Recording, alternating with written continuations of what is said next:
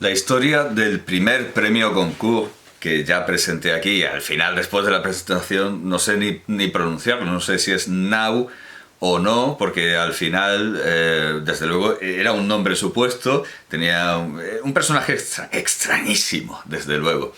Now o no, el primer premio Goncourt. La historia del primer premio Goncourt demuestra que el recibir este galardón prestigiosísimo, el más aclamado en las letras francesas, no garantiza pasar a la historia literaria, a los libros de texto, a las conversaciones habituales. Y ya desde el primer premio, es que ¿quién ha leído esa novela? Y bueno, no pregunto quién ha logrado terminarla, porque la verdad es que yo al final tenía que ir saltándome buena parte de la chicha de la novela, porque eso no se entendía, tanto en francés como en traducción. Es que el francés también es ininteligible y muchas veces es que no es ni francés. Desde luego, el autor que voy a presentar está muy en la línea del primer premio Goncourt. Es un galardonado con el Goncourt muy de ese estilo. Igualmente olvidado, aunque tiene un francés mucho más inteligible, y es un autor que quiere contar algo, quiere contar cosas, y no simplemente hacernos un número extraño de exhibicionismo casi animal, como alguien que se saca unas plumas y hace y nos da un canto de la butarda o de la cerceta. Desde luego, el primer premio Goncourt es una obra rarísima, es una obra rarísima. Este es el premio Goncourt de 1991 y ahora me doy cuenta de que lo he dejado a trasmano. Tendría que... bueno, da igual, aparecerá en su momento. Porque primero quería ver lo que hay de Rafael Pi Vidal, que por cierto en español se lo ha nombrado siempre con esta diéresis. Claro, para nosotros diéresis. En francés muchas veces aparece sin ella, pero no es la única complicación que habrá sobre su nombre. Bueno, he visto lo que hay. De entrada he mirado en Wikipedia, eso siempre está bien. Bueno, pues Wikipedia en francés, que es donde más datos, es donde uno esperaría encontrar más datos tratándose de un galardonado con el premio Goncourt. Bueno, pues no hay mucho, no hay casi nada, y seguramente está sacado de solapas, de libros. Dice, una ilustración con licencia libre sería bienvenida. Vale, muy bien, no hay nada. Que nació en 1934 en Argentina. Es que es todo muy extraño. También como Now, o No, que también tenía unos orígenes, porque en realidad era un americano que encima ganó el premio Goncourt desde Málaga, porque él estaba escribiendo ahí la novela desde Málaga. Bueno, pues igualmente Rafael Pi Vidal es un francés que nace en Argentina y encima no nace en cualquier lugar de Argentina que pueda ser legible. Nace en Harlingen, en Argentina, ni más ni menos. Y es hijo de una bailarina francesa, pero de un padre argentino, con lo cual yo desde ahora voy a escribir directamente Rafael, porque es lo que le puso su familia, su padre argentino viviendo en Argentina, aunque su madre fuera francesa. Ahora, claro, los franceses tienen esa gran disputa contra otras lenguas que no sean el francés y contra los signos diacríticos y los signos particulares y especiales de lenguas que no sean el francés, que no quieren que se admitan en los documentos oficiales. Nosotros, por desgracia, no admitimos en los documentos oficiales los rasgos, los signos diacríticos propios del español, porque el DNI va sin tildes. La tilde es indisociable del español actual. El DNI, el Documento Nacional de Identidad, no tiene tilde. Pues vaya chapuza, vaya negocio. Parece que seamos más franceses que los franceses, negándonos a poner nuestros propios signos, que se nieguen los franceses. De acuerdo, aunque claro, coinciden, y tanto en Francia como en España la diéresis, el acento grave y el acento agudo existen, con lo cual no nos hace una violencia excesiva ponerle Rafael con diéresis, pero es que su padre le pondría Rafael sin diéresis, y en los documentos oficiales argentinos aparecería como Rafael sin diéresis. Entonces, esto está solucionado, es Rafael como aparece en muchos libros que no sé por qué me he puesto a hablar dejándolos ahí tan lejos, pero bueno, en las ediciones francesas más lujosas, las más elegantes, las más refinadas, aparece sin diéresis. Bueno, pues eso, que es un argentino. Un argentino, pero que luego se va a Francia. Bueno, aquí no nos van a dar muchos datos, porque curiosamente la versión más extensa de la biografía de Rafael Pi Vidal no está en francés, sino en inglés. En inglés. Estoy viendo que quizá en español, porque hay un truco. Quito de la N por una S y me sale un artículo de Rafael Pi Vidal que no existe. Wikipedia todavía no tiene una página llamada Rafael Pi Vidal. Bueno, pues pongo en. Ah, no, pero si estaba leyendo la página en. Vale, pongo en. Y en inglés sí que me salen muchos más datos que en francés. Muchísimos más. Fue un escritor y un filósofo francés, nacido de una bailarina clásica y de un abogado argentino. Su abuela materna fue la actriz Germaine Dermot, muerta en 1966, 1888-1966. Cuando muere su padre en el 44, que claro, son años particularmente importantes porque es cuando los franceses que hay en Buenos Aires, o los extranjeros y también los nacionales, están ocupándose de la amenaza del nazismo y están escribiendo sobre el nazismo. Está Roger Caillois. Entonces podemos incluir, aunque estuviera a sus cosas y tuviera sus problemas, podemos incluir un movimiento muy parecido o en una tendencia muy parecida a la de Roger Caillois.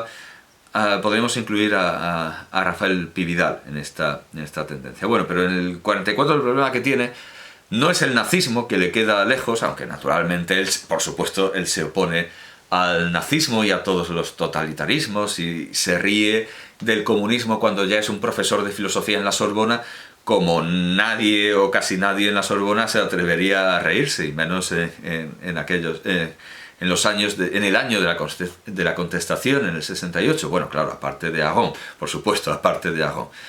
En el 44 muere su padre y se queda en la pobreza toda su familia. Y a los 14 años tiene que empezar a dar clases particulares para ganar un poco de dinero. Logra obtener el bachiller, el bachiller, la licenciatura. No, sí, el bachiller, claro, porque es que bachiller es un término ambiguo porque para nosotros es la secundaria, en la Edad Media es como la licenciatura. No, sí, se hace bachiller en el sentido moderno y pasa a Francia para estudiar en la Sorbona, donde se relaciona con los radicales de siempre, con Bandy, con Lucien Servat, con Pierre Clastres. Pero él no es un furibundo comunista, es algo mucho más irónico y más distanciado. Se hace profesor de filosofía en 1959 y en 1964 ya da su especialidad o su asignatura cortada por su patrón, cortada a su modo y a su manera, que es la sociología del arte. Él enseña sociología del arte y a partir de ahí pues se convierte en un profesor de la Sorbona que escribe el tipo de cosas que se puede esperar de un profesor de la Sorbona, cosas sobre su materia, pero también ficciones fantásticas, muy particulares, de verdad, casi podríamos decir que inconfundibles, muy meritorias y hoy completamente olvidadas, diría yo. Aparte desde luego por el público francés parece ser que están olvidadas. En España solo conozco esta edición, solo conozco esta traducción de la que ahora hablaré. En Argentina sí se acuerdan de él, paradójicamente es donde más se acuerdan, y en medios anglosajones veo que también llega más que a Francia, como demuestra este artículo en inglés, a no ser que lo hayan escrito admiradores de otra lengua queriendo dotarlo de una interfaz con el mundo. Bueno, pues aquí viene una buena selección de sus obras. de 1995 es la publicación tardía, naturalmente, de su tesis doctoral de la lógica narrativa o del sentido de la función de la ficción, Universidad de París 5, dirigido por André Acun. Bueno, no estoy tan seguro de que sea una publicación tardía, puede que haya hecho varias tesis, como Taha Hussain, hizo al final 3 tesis. Bueno, y revuelto, estando la ficción y el ensayo revuelto, desde el año 63 tiene estas obras. Una paz bien interesante, de 1963, 1969, tentativa de visita a una base extranjera.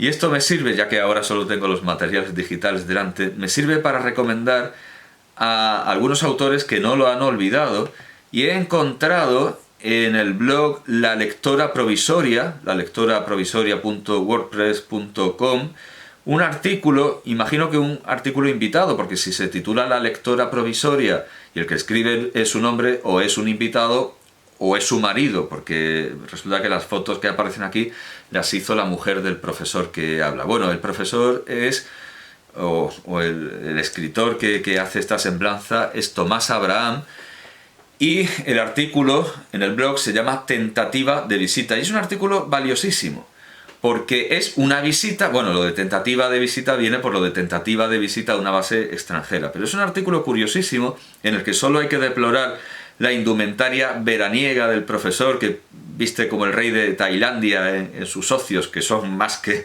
las horas de trabajo. Bueno, con eso ya no se puede emitir esto en Tailandia, es delito de lesa majestad.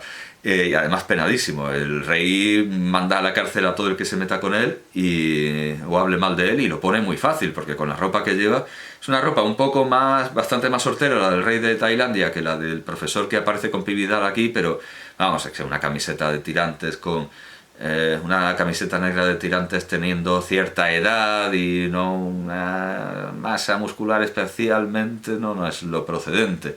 Y más si son fotos que van a pasar a la historia como casi los últimos testimonios de un escritor genial como es Pividal. Yo le hubiera recomendado que se hubiera puesto otra ropa, pero a lo mejor, no sé, es lo normal en él. El profesor Tomás Abraham empieza diciendo: no es la primera vez que escribo sobre mi querido amigo Rafael, y seguramente no será la última. Pues eso digo yo, que no sea la última, que diga todo lo que recuerde, todo lo que quiera, todo lo que le parezca relevante acerca de Rafael Pividal, porque no hay mucho más. En la Wikipedia en francés había un enlace a las memorias de Cohn-Bendit, pero es un testimonio un poco interesado Cohn-Bendit. Bueno, gente que lo conociera de verdad y que lo admirara y que lo entendiera. Bueno, ha sido demasiado importante en mi vida, lo he querido con emoción. El libro que publico a fin de mes le estará dedicado. Murió en septiembre pasado en París. O sea, claro, esto es material de archivo. No es una publicación directa de he ido a visitarlo y estas son mis fotos, en plan Instagram. No, es un recuerdo, es una rememoración. Sabía que estaba grave. Tuve la suerte de verlo una semana antes de morir. Me preguntó cómo lo veía. «Estás hecho pelota», le dije. Pareces un cuadro de Bacon. Se refiere no a Francis Bacon, el señor de Verdulamio, claro, sino a Francis Bacon y esas imágenes derritiéndose. Entonces, claro, pareces un cuadro de Bacon, agregué riendo. Me miró serio, esa mirada profunda, intransigente, nada de tristeza. Salimos a comer, fue duro. Tenía cáncer en la boca y no podía tragar. No sé si se dice aquí, pero es que fumaba en clase, enganchaba uno detrás de otro, era cuando se podía fumar en clase, y marcadamente era su mayor vicio, era enganchar un cigarrillo con otro, y tiene consecuencias obvias, evidentemente. Pedimos un puré aguachento, sorbía apenas, se irritó, jamás lo escuché quejarse. Recién me confesó que estaba enfermo cuando ya no pudo ocultar sus internaciones y una próxima muerte. Yo hace tiempo que lo sabía. «Tengo hambre», dijo fuerte en argentino. «¿Tenés hambre?», repetí. «Pero claro, quiero comer», claro. Quería comer y solo podía beber, por desgracia, por el tabaco, el maldito, el malhadado, el condenado tabaco. Bueno, aparecen algunas fotografías de esa visita, y se ve al final su casa. Dice... Tan mal me hablaba de los franceses que evitaba aceptar su ferviente deseo de ser francés. Bueno, esto puede explicar que no tenga artículo en Wikipedia en francés. Es una hipótesis irrespetuosa que me permito y que ya no puedo discutir con él. Conquistó definitivamente su lengua, que ya la tenía adquirida por madre y colegio en el barrio de Belgrano. No le gustaba que se fijaran en ese pequeño acentito que pocos notaban. Además, el padre había dado clases en la Sorbonne, otro de los secretos de Rafa. O sea, que no era solo abogado, sino que también había sido profesor. Pero parece ser que esto son cosas que saben sus amigos. Así que está muy bien que sus amigos publiquen y digan cosas sobre él. En sus libros se aprecia un estilo refinado y nada afectado. Excelente cuentista, buen ensayista. Me dan un poco de trabajo sus novelas, que es precisamente lo que yo tengo. Bueno, es sobrio y ligero. Cuando se contrariaba, decía: la puta que te parió, con acento galo. Es difícil decir la puta que te parió con acento galo, pero bueno, lo decía. Su esposa, Annick, está en Buenos Aires, vive en mi casa, vino a conocer el país de Rafael. Su presencia me hace pensar mucho en él, en lo importante que fue en mi vida, mi primer profesor, mi hermano mayor. Uno de sus libros se llama Tentativas de visita a una base extranjera, y por eso el título de esta nota. No es que me haya visitado, está en el cielo bajo tierra y presente en mi alma, lo siento así, me hizo una tentativa de visita. Aquí está. Las fotos que sacó mi mujer son de un paseo en el 2001 que hicimos cerca de su casa, no lejos de la ciudad de Rouen. Rafael nunca firmó... esto es interesante, esto es muy interesante. Rafael nunca firmó Rafael, con PH y con la diéresis. Él nunca firmó como aparece en la edición española, paradójicamente. Él nunca firmó así. Y de hecho, como he dicho, en sus últimos libros, en los que indudablemente tendrá más control, vigilancia y poder, aparece Rafael. Así que es Rafael en español. Me llevó a conocer el pueblo llamado Ry, R-Y, el de Flaubert y Madame Bovary, que es a lo que pertenecen la mayoría de las imágenes. También se verá al fondo la vieja residencia campestre en la que vivió los últimos 30 años.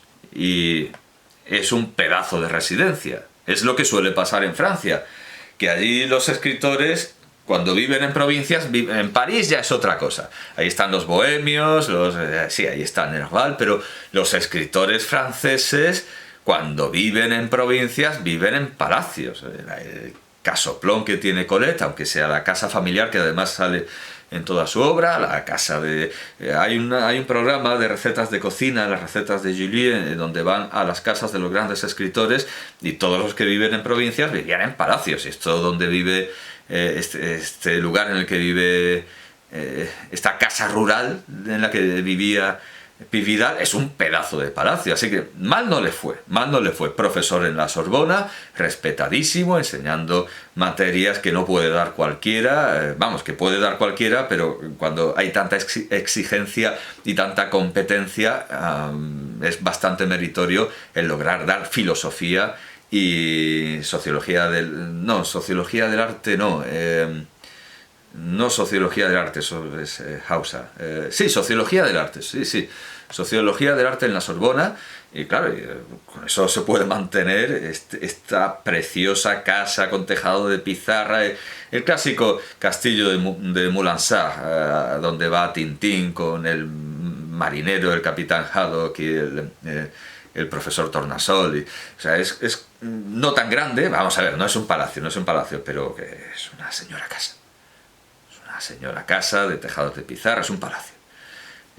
Así que mal no le fue en lo material, no es un autor relegado, abandonado, heterodoxo lo es, sí, pero no está marginado, no es un autor marginado, es un profesor de la Sorbona que vive en una casa más que respetable. Otra vivencia personal recordada, también lo voy a enlazar,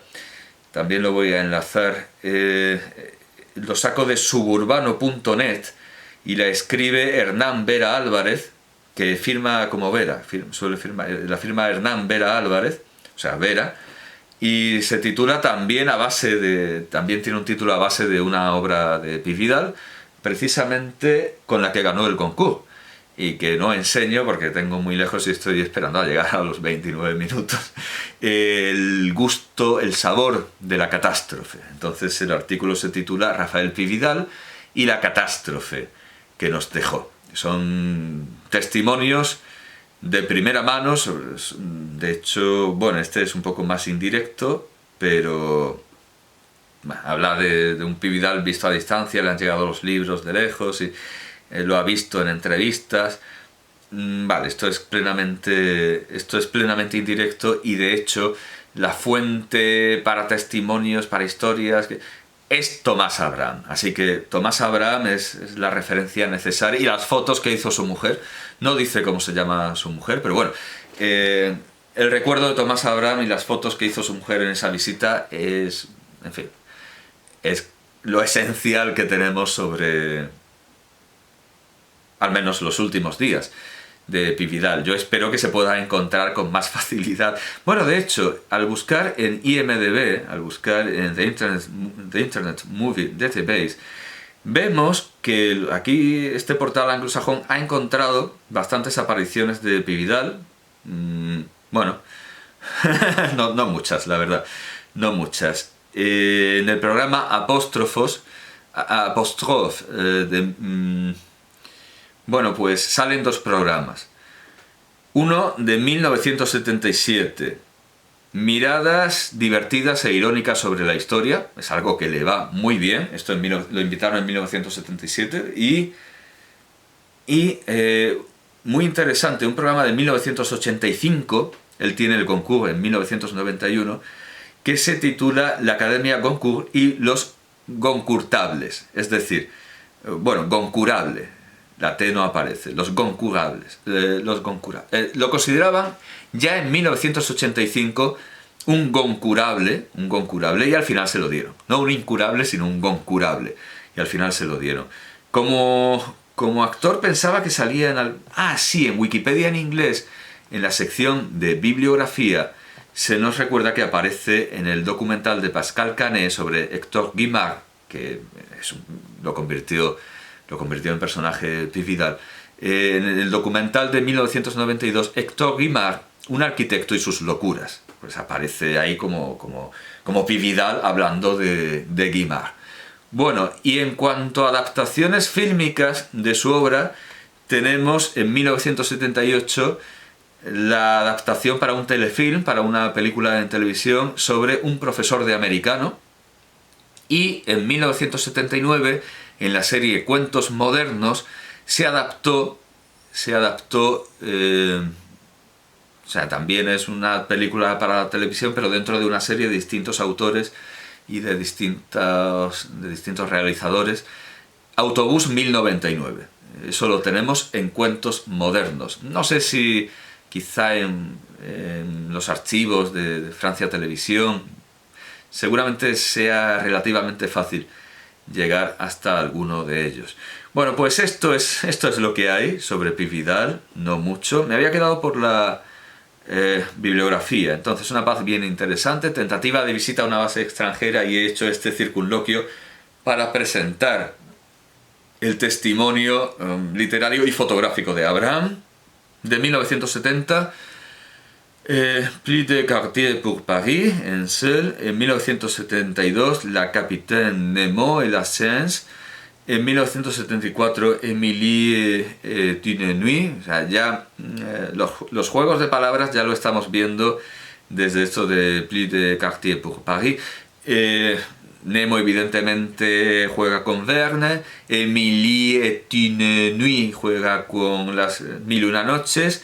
La Maison de l'Écriture de 1976 no la recomiendo para empezar, ¿no? Yo voy a hacer ahora lo veremos, mi selección de títulos para adentrarse en este mundo muy ramificado, muy extenso de Pi Vidal, que no por estar olvidado no quiere decir que no tenga una obra más que abundante. Quizá esté olvidado por eso, porque no saben cómo meterle mano a tanto papel. Bueno, ya digo, la Casa de la Escritura no es precisamente la obra que yo recomendaría. de 1977, Paysage, Países Sabios, no se escribe junto, es... Claro, alguien dirá, este hombre abusa del humor fácil, de los juegos de palabras, del calambur. Bueno, sí, pero dice algo. Aparte de jugar, que juega muchísimo, como juega Lulipó, como juegan sus contemporáneos, a pesar de jugar, como hace Perec, dice algo, que es algo que Perec no dice, y muchos autores de Lulipó tampoco. O sea, queda claro que él juega, pero tiene algo que decir, dice cosas, y dice cosas relevantes e importantes, y por eso hablo de él. No son juguetes paralelepipédicos, no, son libros, son libros.